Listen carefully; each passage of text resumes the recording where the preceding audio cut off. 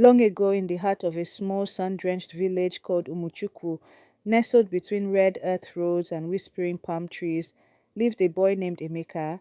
He was born into a family so poor that most nights, dinner was a tale told with empty pots and dreams fed with hope.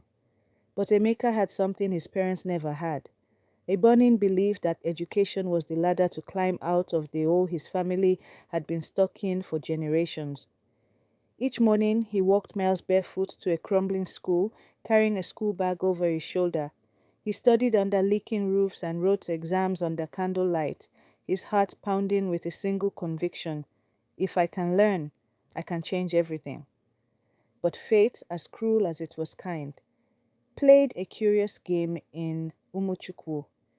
In the same village lived Chief Okoro, the wealthiest man in the land. He had 4 children who wore foreign clothes and spoke English like parrots, but behind their fine appearances was a growing rot. Drugs had taken over their minds, and despite their father's wealth, none of them ever passed an exam or stayed clean for long. One fateful market day, Emeka was caught sneaking behind Chief Okoro's compound, not to steal, but to pick up discarded textbooks from the trash pile. The chief saw him, and instead of shouting, he watched as the boy clutched the soiled books to his chest as if they were treasure. Touched by the boy's hunger, not for food but for knowledge, Chief Okoro made a rare decision. "This one," he said to his guards, "has a fire my sons do not. Pay his fees. Let him go to school." And just like that, Emeka's life changed. Years passed. Emeka excelled in school, topping every class, until the day came when the stars aligned again. He won the American visa lottery. He left Umuchukwu with nothing but a luggage and a mother's prayer.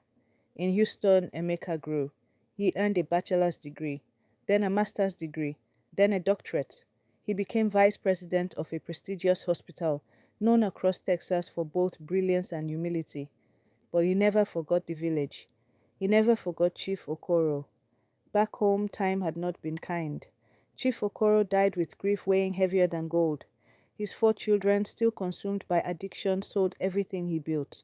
His lands, his houses, even his prized Mercedes all vanished into smoke and needles. Years later, Emeka planned a return to Umuchukwu, not as the barefoot boy, but as a man of honor.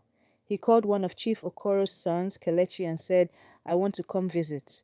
With my wife and kids, I want to say thank you. Your father gave me a future."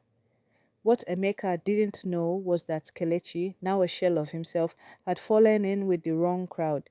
Men who saw Emeka's return not as a reunion but as an opportunity. When Emeka arrived, the sky was soft with harmattan haze. He stepped off his car, ready to embrace his past, but before he could take 10 steps, black jeep screeched to a halt, masked men jumped out, screams filled the air. Emeka was kidnapped. The ransom? $2 million. The pain?